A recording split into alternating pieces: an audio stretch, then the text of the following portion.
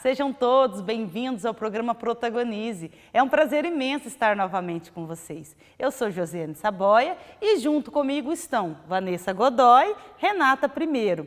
E hoje nós vamos falar da importância da tomada de decisão, seja na nossa vida pessoal, seja na nossa vida profissional. Vocês sabiam que isso é tão importante que algumas empresas já têm setores especializados e profissionais capacitados para trabalhar nessa área?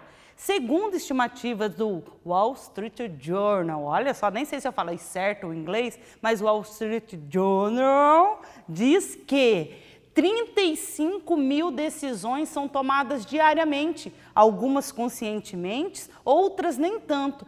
Como que isso é importante para a nossa vida? E, Renata, qual é a importância, então, da tomada de decisão assertiva, aquela que produz frutos positivos para a nossa vida? Então, Josi, nós tomamos decisões o tempo todo, né? 35 mil, nossa, esse número assusta, né? Só que, assim, dentre essas decisões, tem aquelas que são mais simples. Por exemplo, que roupa que eu vou usar para ir trabalhar amanhã? Ou será que eu como uma fruta ou será que eu tomo um sorvete depois do almoço? São coisas simples. Tem aquelas que são mais complexas, né? Eu vou comprar uma casa. Eu compro uma casa no bairro A ou no bairro B? Eu quero mudar de emprego, mas será que agora é a hora de mudar de emprego? Então, tem aquelas que são mais complexas, que têm uma repercussão maior na nossa vida. Por isso, impacto, né? Um impacto muito maior na nossa vida. Então, tomar a decisão correta, né, acertada, assertiva, essa decisão, ela impacta de uma forma muito grande na nossa vida. Até as pequenas decisões também impactam. Toda decisão que a gente toma impacta na nossa vida, mas tem decisões que o impacto é muito maior. Então, saber o peso dessa isso, decisão, né? Exatamente. Então, saber tomar essa decisão faz toda a diferença na nossa vida. Então, é muito importante parar e pensar para a gente poder tomar essa decisão. Sim, Renata, e é muito importante que essa tomada de decisão, ela não acabe caindo na zona de conforto, né? Se a pessoa não consegue decidir alguma coisa, ela cai na zona de conforto e isso pode trazer consequências para a saúde mental, para a saúde física. Inclusive, aqui no CEDEMP, a gente trabalha sobre as competências empreendedoras, né? Como isso ajuda em questão de tempo, o discernimento que a pessoa tem que ter, a análise que ela tem que fazer antes de tomar qualquer decisão. Isso é muito importante. Exatamente, Vanessa. Atualmente, essa alta capacidade de decisão é bem exigida em alguns cargos e algumas funções. E trabalhar os comportamentos empreendedores nos alunos, desenvolver essas competências para que eles consigam decidir cada vez mais seguros das decisões que eles vão tomar, é muito importante, não só para o individual, mas para o coletivo também. Que muitas das nossas decisões impactam não só na nossa vida, mas na coletividade, né? E alguns escritores dizem que quando você decide não decidir, já é uma decisão. Olha só que interessante. É verdade. Inclusive, essa questão do decidir, não decidir, isso na verdade acontece porque assim, quando a gente tem o poder de decidir, em muitas situações na nossa vida nós não temos essa oportunidade. Nós temos que seguir o padrão, as regras, as leis. Mas em outros momentos não, a gente tem esse poder nas nossas mãos. E aí dá um medo, né? Porque eu sou responsável por aquilo que eu vou escolher. Então, quando eu tenho esse poder nas minhas mãos, várias possibilidades surgem na minha frente. E aí eu tenho que ponderar, eu tenho que considerar qual é a melhor possibilidade para a situação que eu vou enfrentar. Qual é a melhor escolha? Então, isso gera dentro de nós essa preocupação e esse medo, porque nós entendemos que a responsabilidade é nossa. E aí, para poder exercer esse poder de escolha, o autoconhecimento também é muito importante. Eu preciso compreender o que é bom para mim. O que eu vou fazer que pode, lá na frente, me prejudicar de alguma forma? Ou me beneficiar. Ou me beneficiar. Então, é muito importante essa questão de se conhecer, saber o que é bom, o que é ruim e conseguir enxergar além, conseguir enxergar lá no futuro para ponderar essas consequências das nossas decisões, né? E essa tomada de decisões, ela influencia até no alcance dos sonhos, né, da vida da gente, com relação à educação financeira, por exemplo, quando ela é trabalhada desde a infância, como isso auxilia para que a pessoa consiga alcançar os sonhos, consiga fazer o que ela quer fazer com mais discernimento? Olha, Vanessa, que interessante. Além dessa questão do sonho, pensando também no que você disse, Renata, eu lembro da angústia de muitos alunos que estão no final dos anos finais do ensino fundamental e já ficam naquela angústia de decidir para que escola que eu vou, que ensino médio que eu vou fazer, como que eu vou estudar, se eu vou para a escola pública, se eu vou para a escola privada, o que a educação financeira nesse aspecto gera um impacto. Eu tenho condições de ir para a escola privada, eu vou para uma escola pública, qual escola que eu quero, e no vestibular, ou quando eu vou casar, quantas decisões que a gente tem que tomar na nossa vida. E as boas decisões impactam em você conseguir olhar, ter uma visão sistêmica de todo aquele processo para conseguir decidir. E na maioria das vezes a gente tem que usar de maneira criativa para conseguir desenvolver essas boas decisões. E para conversar sobre esse assunto, o nosso chefe que está estreando, nosso coordenador Alexandre Maza, fez a entrevista com um convidado especial, que é o Vantuir Felipe. Acompanhem conosco. Obrigado, meninas. Hoje o programa Protagonize recebe Vantuir Felipe Júnior, consultor, gestor empresarial, escritor e palestrante de nível nacional e internacional.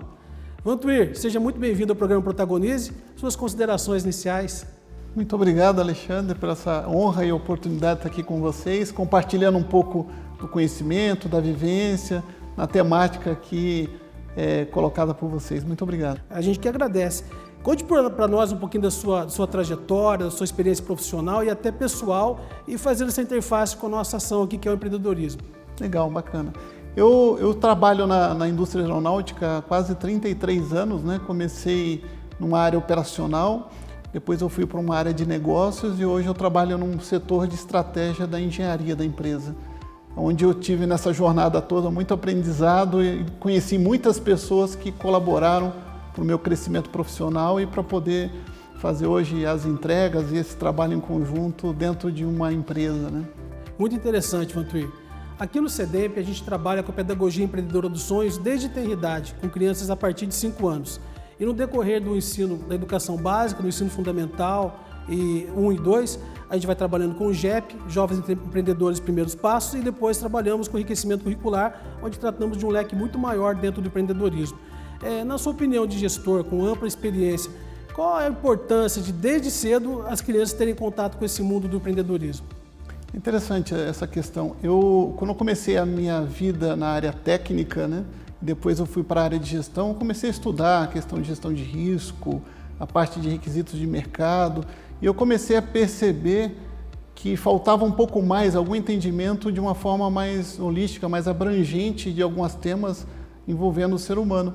E aí eu comecei a estudar um pouco de neurociência, sociologia, psicologia e trazer isso para o ambiente da organização, da indústria.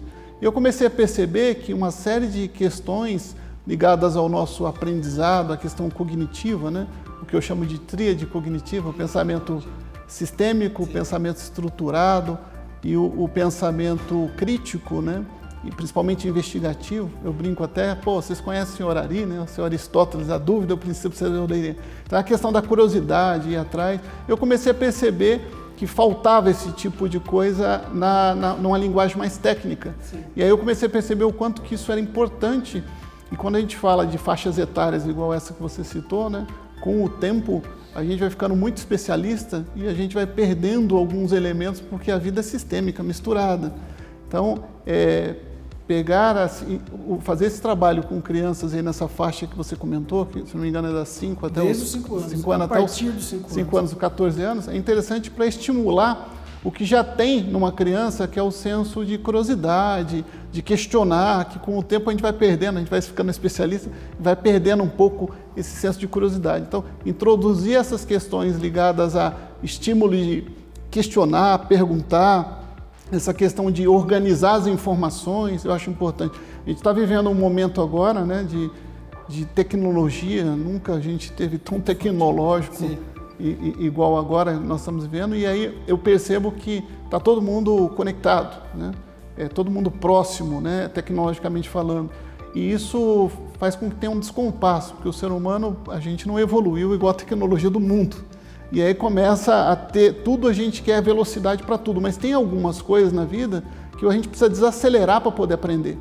E se você pega essa faixa etária e começa a mostrar para elas que mesmo elas nascendo nesse mundo tecnológico, algumas coisas a gente tem que andar um pouco mais devagar para poder perceber algumas questões, é interessante. Muito bom. Eu estava comentando com um colega que eu gosto muito de andar de bicicleta, às vezes eu vou de carro e faço uma jornada de carro, você está a pé ou de bicicleta, você vê, parece que é outra cidade, porque aquela velocidade faz você perceber coisas que no carro não dá. Então, fazendo essa analogia, né, aproveitar esse momento dessa faixa etária e estimular esses pensamentos cognitivos que, por vezes, é importante desacelerar para ter um aprendizado de uma série de aspectos, isso é importante.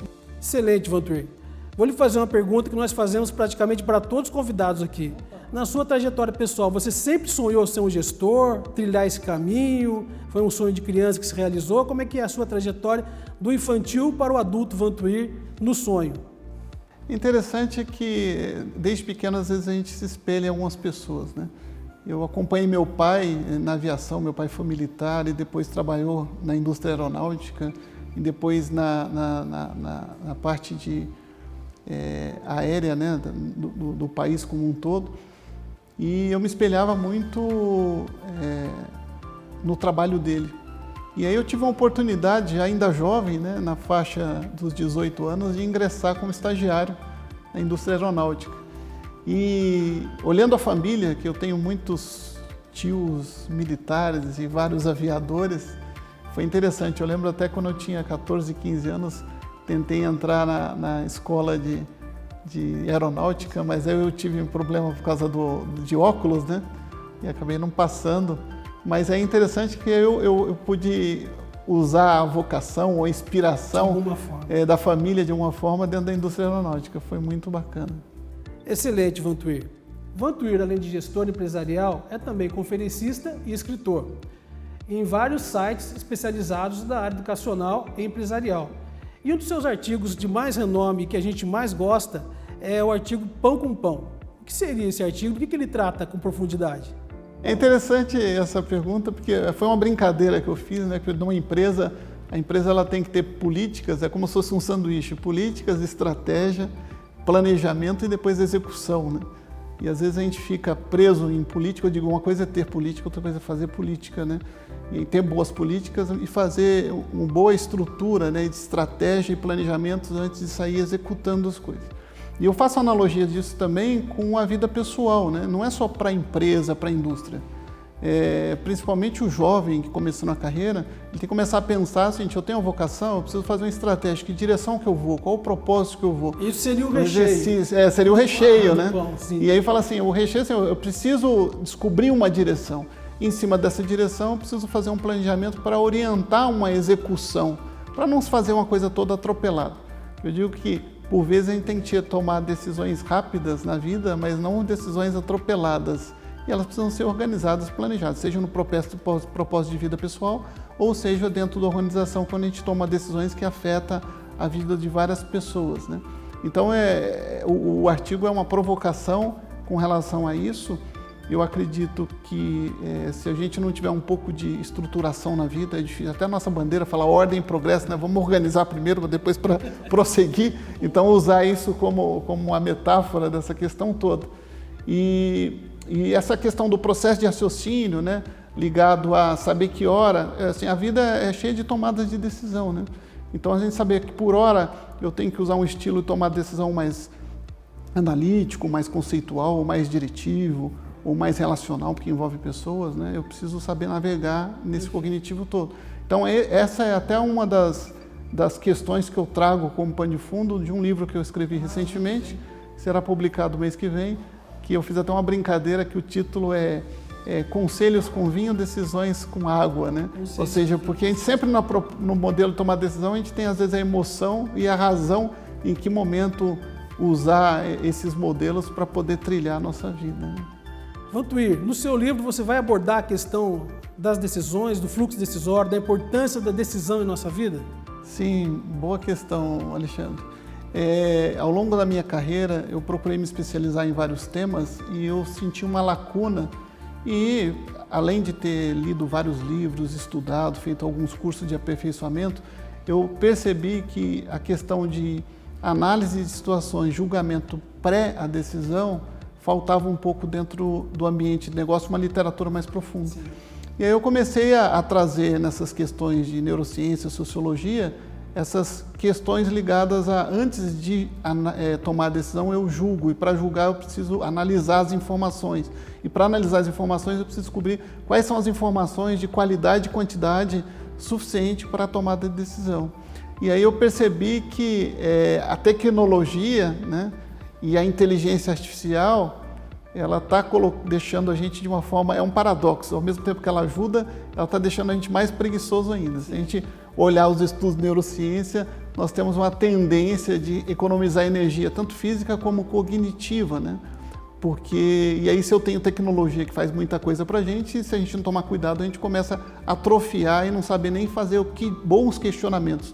Porque às vezes as pessoas pensam que boas respostas são bons, mas quais são as boas perguntas que vão levar às boas respostas. Então no livro eu trago tanto a questão de vários conceitos sobre a tomada de decisão, eu trago também questões de neurociência sobre armadilhas comportamentais que nós estamos sujeitos a cair, ou seja, os vieses cognitivos, né?